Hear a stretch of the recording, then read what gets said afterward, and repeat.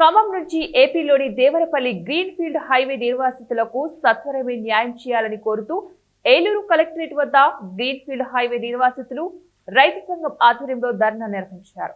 ఈ సందర్భంగా రైతు సంఘం నాయకులు కె శ్రీనివాస్ మాట్లాడుతూ గ్రీన్ ఫీల్డ్ హైవేకు ప్రస్తుతం భూ నిర్వాసితులకు న్యాయం చేయాలని డిమాండ్ చేశారు.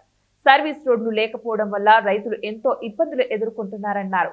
రైతులు ఎవరైనా పొలాలు అమ్ముకుందామన్నా సరైన రోడ్లు లేకపోవడం వల్లే ఎవరూ రావటం లేదని ఆవేదన వ్యక్తం చేశారు. గతంలో అధికారులు రైతులకు నచ్చచెప్పే విధంగా ప్రస్తుతం ఏ పని జరగట్లేదని, ఇప్పటికైనా భూ నిర్వాసితులకు సగం న్యాయం చేయాలని డిమాండ్ చేశారు. సహాయ కార్యదర్శి ఈరోజు గ్రీన్ ఫీల్డ్ హైవే భూ నిర్వాసిత రైతుల చెలో కలెక్టరేట్ ధర్నా కార్యక్రమాన్ని ఏలూరులో నిర్వహిస్తూ ఉన్నాం. ప్రధానంగా ఖమ్మం నుండి దేవరపల్లి వరకు నిర్మాణం జరుగుతున్న గ్రీన్ ఫీల్డ్ హైవేలో రైతాంగం అట్లాగే ఆయా గ్రామాల ప్రజలు అనేక ఇబ్బందులు పడుతూ ఉన్నారు. కానీ ఏ ఒక్క సమస్యకి పరిష్కారం చూపకుండా గ్రీన్ ఫీల్డ్ హైవే భూ నిర్వాసిత రైతులను కానీ ఆయా గ్రామాల ప్రజలను కూడా తీవ్ర ఇబ్బందులు పెట్టే పరిస్థితి కనబడుతూ ఉన్నది. ప్రధానంగా ఈ గ్రీన్ ఫీల్డ్ హైవేకి ఎక్కడ కూడా సర్వీస్ రోడ్లు ప్రొవిజన్ కల్పించకపోవడం వలన, ఎక్కడ కూడా సర్వీస్ రోడ్లు లేకపోవడం వల్ల రైతులు తమ పొలాలకు వెళ్ళే రోడ్లన్నీ కూడా మూసుకుపోయి దారులు లేక చాలా ఇబ్బంది పడుతూ ఉన్నారు. కొన్ని గ్రామాల మధ్య అయితే రహదారులు కూడా కట్ అయిపోయిన పరిస్థితి కనబడతా ఉన్నది. అంటే గ్రీన్ ఫీల్డ్ హైవే వల్ల ఇవాళ సర్వీస్ రోడ్లు లేని పరిస్థితి ఏర్పడింది. దీనివల్ల రైతులు కానీ అటు గ్రామాల ప్రజలు కానీ ఇబ్బంది పడుతున్నా సరే ఈ గ్రీన్ ఫీల్డ్ హైవేకి సర్వీస్ రోడ్లు ప్రొవిజన్ లేదని చెప్పేసి ఇవాళ చెప్తా ఉన్నారు. ఇది చాలా దారుణం అని చెప్పేసి మేము భావిస్తూ ఉన్నాం. అంటే ఖమ్మం నుండి దేవరపల్లి వరకు జరుగుతున్న ఈ గ్రీన్ ఫీల్డ్ హైవే తప్ప ఏదైతే కనెక్టివిటీగా ఉన్న దేవరపల్లి నుంచి వైజాగ్ అక్కడ కోల్కతా వెళ్ళే హైవేకి మాత్రం సర్వీస్ రోడ్లు ఉన్నాయి. మరి గ్రీన్ ఫీల్డ్ హైవేకి సర్వీస్ రోడ్లు మీరు ఎందుకు ఇవ్వడం లేదని చెప్పి మేము ప్రశ్నిస్తూ ఉన్నాం. అంటే కేంద్ర ప్రభుత్వం నిర్ణయించింది కాబట్టి మేము సర్వీస్ రోడ్లు ప్రొవిజన్ కల్పించమంటున్నారు.